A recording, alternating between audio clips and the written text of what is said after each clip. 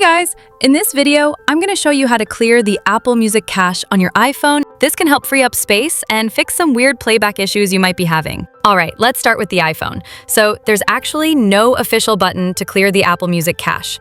What you gotta do is basically offload the app. Go to Settings, tap on General, then click on iPhone Storage. Scroll down and find Music, tap on it, then tap Offload App. A pop-up asks you to click on Offload App again.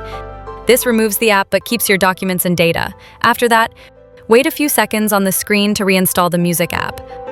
Alternatively, you can reinstall Music app from the App Store. It's going to clear out most of the temporary cache files. In addition, you can also do it without even going into Settings. Just long press on the Music app, tap Remove app, then click Delete app. A pop-up will show up. Just tap Delete again to confirm. You could also manually delete downloaded songs. Open the Music app, tap Library at the bottom, then go to Downloaded and select Songs.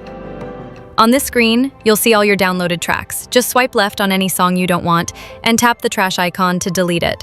Again, choose only Remove Download. That's it.